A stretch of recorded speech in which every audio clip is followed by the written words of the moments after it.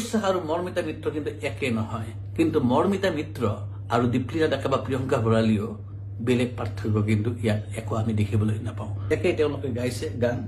ৰাইজক নচুৱাইছে বৰং দীপলিনা বা প্ৰিয়ংকা ভৰালীতকৈ কম খৰচত মৰ্মিতা মিত্ৰক মানুহে পাইছে গতিকে কমিটি এখনে যাক কমত পায় এইটো পৃথিৱীৰ মাৰ্কেটে এইটো বিজনেছে য'ত মই একেটা এন্টাৰটেইনমেন্ট একেটা মনোৰঞ্জন যদি মই কম দামত পাইছো মই বেছি দাম দি পেলাই মই সেই একেটা বস্তু মই কিনাৰ কি যুক্তি থাকিব কি প্ৰয়োজন থাকিব যিসকলে ক্ৰিকেট চাই প্ৰায় এনেকুৱা হয় যে বেটছমেনজনে বলটো মাৰিছিলে এটা বেলেগ দিশত কিন্তু বলটো বেটখনৰ বেলেগ এটা ঠাইত লাগি বাউণ্ডাৰী হৈ যায় অৰ্থাৎ বেটছমেনজনে মাৰো বুলি মাৰা নাই কিন্তু 4 মানে কেতিয়াবা 4 হৈ যায় কেতিয়াবা 6 হৈ যায় বেটছমেনজনৰ বিশেষ তাতে ক্ৰেডিট নাথাকিলেও কিন্তু স্কোৰত তাৰমানে সেই টিমটোৰ কিন্তু ৰান মানে 4+ বা 6+ হ'বই অৰ্থাৎ স্কোৰ বৰ্ডত ৰান সংযোগ ঘটিবই ঠিক তেনেকে এতিয়া ৰাজীৱ সদিয়া তেখেত আমাৰ মাজৰ পৰা আঁতৰি যোৱাৰ পিছত তেখেতৰ নামটো এতিয়া এনেকুৱা এটা হৈ পৰিছে এটা ধ্ৰুৱক বা এটা মাপ কাঠি যে তেওঁৰ সপক্ষে বা তেওঁৰ বিষয়ে ভালকৈ ক'লে তেওঁ ভাল মানুহ বা তেওঁক যদি আৰ্থিকভাৱে কোনোবা সহায় কৰে তেতিয়াহ'লে তেওঁতো আৰু ভালতকৈ ভাল কিবা যদি আছে তেনেকুৱা ধৰণৰ এজন মানুহ খুবেই ভাল কথা যি কাৰণতে নহওক কিয় মৃত্যুৰ পিছত হলেও ৰাজীৱ সদিয়াই পোৱা এই মৰম চেনেহখিনিয়ে মই কোৱাৰ দৰে স্কোৰ বৰ্ডত আল্টিমেটলি ৰান যোগ দিয়াৰ নিচিনাই বেটছমেনে যে ভুলবশতঃ কেতিয়া 4-6 মাৰি দিয়ে ঠিক তেনেকে তেওঁৰ পৰিয়ালটো এটা আৰ্থিক সকাহ পাব আৰু এইটো নিশ্চয়কৈ সকলোৰে কাৰণে এটা সেই বিশেষকৈ পৰিয়ালটোৰ কাৰণে খুবেই ভাল কথা এই প্ৰসংগত এই প্ৰসংগত এই কথাটো কৈছো আপোনালোকৰ চাগে গম পাইছে প্ৰসংগ হৈছে যে এই মুহূৰ্তত এটা প্ৰতিযোগিতা চলিছে ৰাজীৱ সদিয়াক সহায় কৰাক লৈ আৰু এই সহায় কৰাৰ ক্ষেত্ৰত তেওঁলোকে সহায় কৰা সকলে আসলে ৰাজীৱ সদিয়াক কি ধৰণে ভাল পায় কি ধৰণে তেওঁক বুজে সেয়া এটা অন্য এটা বিষয় তাৰ লগে লগে সমান্তৰালভাৱে চৰ্চা হৈছে অসমত সাংস্কৃতিক ক্ষেত্ৰখনত এগৰাকী পশ্চিমবংগৰ পৰা অহা অসমৰ আচলতে বোৱাৰী অহা যোৱা এই কথাবিলাক চাগে কিমান যুক্তিসন্মত মই ক'ব নোৱাৰিম কিন্তু এগৰাকী ছিংগাৰ যিয়ে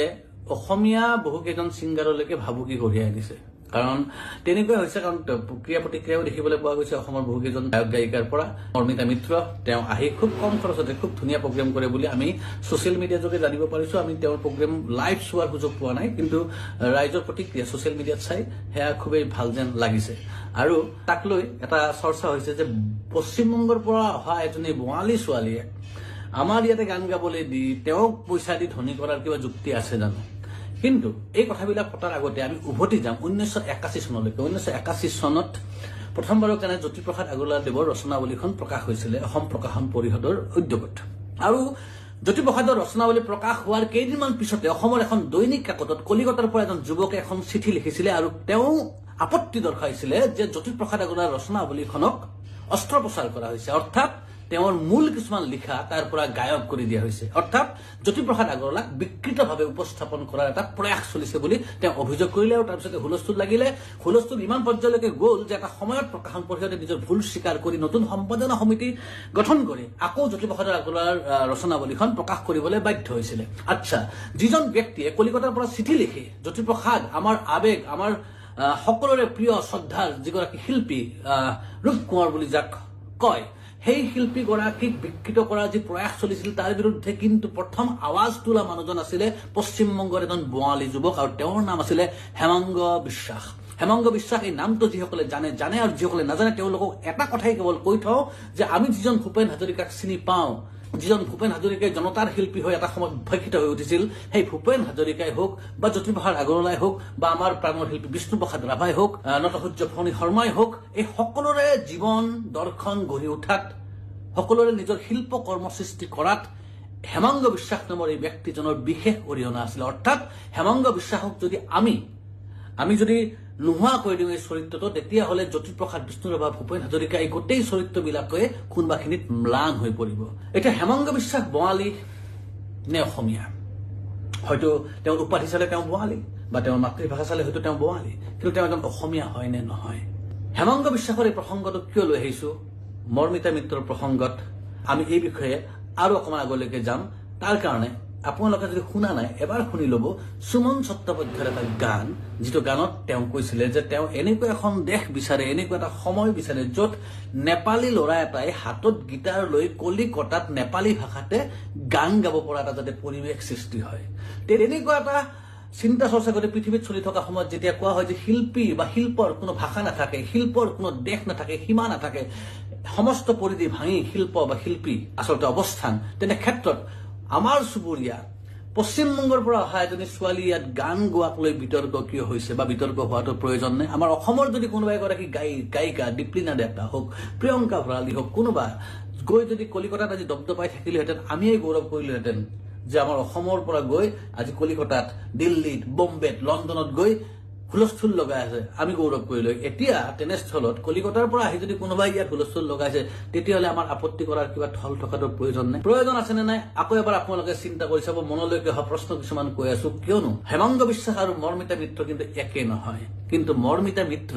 আৰু দীপলিনা ডেকা বা প্ৰিয়ংকা ভৰালীও বেলেগ পাৰ্থক্য কিন্তু ইয়াত একো আমি দেখিবলৈ নাপাওঁ। কৈ আছো ইয়াৰ পিছৰ অংশত। দীপলিনা ডেকা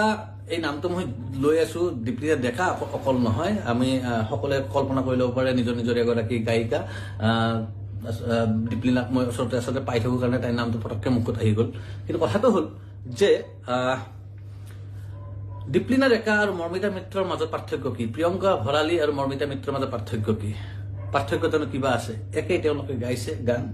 ৰাইজক নচুৱাইছে। বৰং দীপলিনা বা প্ৰিয়ংকা ভৰালীতকৈ কম খৰচত মৰ্মিতা মিত্ৰক মানুহ পাইছে। গতিকে কমিটি এখনে যাক কমত পায়, এইটো পৃথিৱীৰ মাৰ্কেটে, এইটো বিজনেছে, য'ত মই একেটা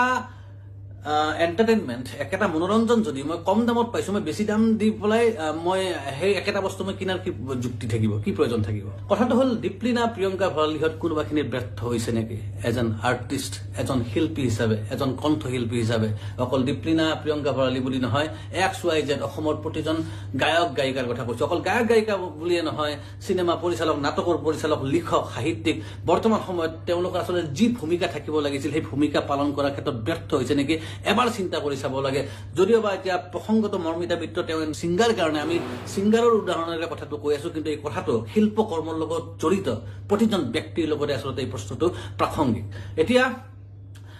এই সময়ত আচলতে যি ধৰণৰ শিল্প চৰ্চা হ'ব লাগিছিলে, আমাৰ সাম্প্ৰতিক সময় চাই আমাৰ অসমৰ গানবিলাক শুনিলে এনেকুৱা লাগে যেন অসমত যেন ফূৰ্তি, কাৰো যেন অভাৱ নাই, কোনো যেন সকলোৰে যেন চাকৰি হৈ গৈছে, সকলোৰে যেন বেংকৰ একাউণ্টত লাখ লাখ টকা জমা হৈ গৈছে, কতো ড্ৰাগছ আসক্ত সন্তান নাই, মদ খাই মানুহ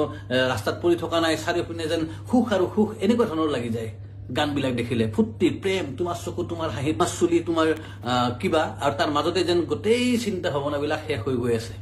গতিকে তেনে ক্ষেত্ৰত কোনোবা মৰ্মিতা মিত্ৰই যি গাইছে আৰু কোনোবা আমাৰ গায়িকাই যি গাইছে, তাৰ মাজত পাৰ্থক্যটো ক'ত আছে? গতিকে কম দামত যদি মৰ্মিতা মিত্ৰক পাইছে, তেতিয়াহ'লে তেওঁক লোৱাত আপত্তিটো ক'ত? মই যদি এজন গ্ৰাহক হওঁ, মই যদি এজন কাষ্টমাৰ হওঁ, মই যদি পাতিব লাগে, তেতিয়াহ'লে কম খৰচত পাব লগা সেই মৰ্মিতা মিত্ৰকে হয়তো ময়ো মাতিম বা ৰাইজে মাতি আছে। গতিকে প্ৰশ্নটো শিল্পৰ লগত জড়িত প্ৰতিজন ব্যক্তি আচলতে প্ৰশ্ন কৰা উচিত। এইটো আচলতে এটা আমাৰ হাতত সুযোগ, নিজক চিন্তা কৰিছো আৰু নিজক